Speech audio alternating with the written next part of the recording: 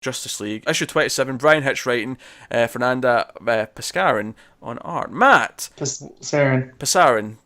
they got you. Well, I got you. go on then. What happened? What So shenanigans took More place? importantly, why did you still read this issue when you didn't like the last one? Yeah, because it's got I seem to recall a very negative sentiment from the last yeah, issue. yeah. Because I'm in deep. It's not continuity. It's alternate versions of characters, Alternate and versions are the easiest things to ignore because they don't matter. no, not for me. That's why I love this stuff. Hunter Prince looks enough like Connor Kent that Who? that's what I need. Don't who me. Anyways, so we get to see the kids of the Justice League hang out with the Justice League, and we get their story that in the future, they grow up together, and Flash gets busy with Jessica because they pair off, and they have three of those kids are theirs. You have All the right, two okay. Lantern twins, yeah, and you have who they call Cruz, which is a nice send up to her mom, but she's also Flash, like her dad. And the twins end up having, like, they're born with lantern powers, and they can access any of the emotions at any time. So they're kind of like a living white lantern, but they can't use them all at one time. They basically, whatever emotion they're feeling for at the reasons, time. I take it. Well, yeah. So whatever emotion they're feeling at the time, that's what they can use. So if they're really upset, then boom, it's rage. But Cruz gets her dad's powers, and she's really one of the only well-defined characters that we get here. But we get Cyborg's son, who was basically just a patch of his own cells, kind of almost like a clone kid, Yeah. and that he downloaded all this information and he hooks in with Cyborg to share it exactly what had happened.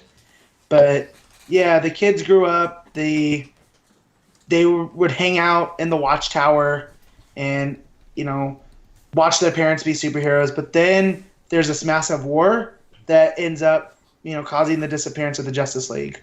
So now these kids have to come of age without their parents. And Serenity, who's the daughter of Mira and Aquaman, takes the throne of Atlantis, and they bring it on, and that's kind of Atlantis backs up these Justice League kids. We find out from Hunter that his mom abandoned him because he was born a boy. He wasn't an Amazonian. And it, again, does not gel with anything from Wonder Woman of anything that I've read of any stories, No, it does not.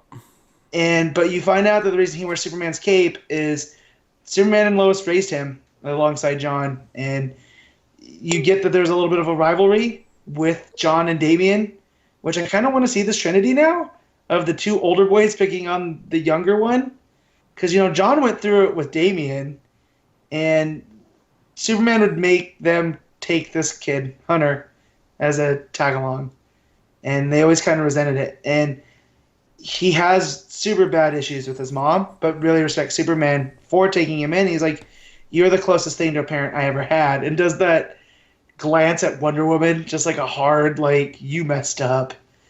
And he's very aggro about everything. And Wonder Woman is like, she keeps pulling away from everybody, and you can tell it's affecting her, but it's just so off. But you get to see them kind of bonding with their parents, and even Mira's like, wait, me and Arthur had a daughter? And she's like, well, yeah, and I strive to be like you, Mom. Like, you raised me. What's And our hero name? Is it Aqualass? no, it's Serenity. She just goes by her name, All right. which, Kind of yeah. boring. Yeah, right? But she's the Queen of Atlantis. That's kind of, I guess, her superhero name. And we get Batman and the Kindred come back up, which I had to be reminded of from that stupid first arc that I really didn't like. Oh, was that all the people? All the people made those big people. Like it was all these people. Yeah, that got the people made merged. the people. Yeah, All the Yeah. people made the big people. Yeah. That's Yeah. what we boiled that first arc down to. that's what it was. Yeah. It was like these And four so- big elemental-looking beings, but it was just made up of people that have sucked into their body. So Batman's not there, and because he's investigating this stupid Finch story. Hitch. Wow, I'm way off. This is how bad this book messed with me. So Tell me you're not reading the next one. no, I'm out because we get the Aquaman hybrid of Cyborg come through a temporal jump and just annihilates Batman. He doesn't even see it coming. And then he stands over Batman triumphantly. Is just like, well, these kids aren't going to know what hit them, basically. And I feel like what Connor said, these are alternate versions and they don't matter. With him leaving, with Hitch leaving, this is all going to be for nothing, I guess. Yeah, it's never going to be seen again. No, but if they ever wanted to touch on these characters, there's a lot to go off of. Like, Hunter Prince, that's a really interesting story, and I want to get into...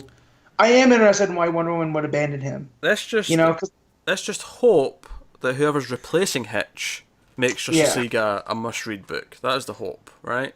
Outside of Hunter Prince and Cruz, who her name I forgot to mention is Nora Allen. Like, he named her straight up after Mom. Okay, that's so cool. Yeah, like those two characters I would love to see pop up in anything. But I also, that's my love of Impulse and Connor Kent. So hey, what do you want?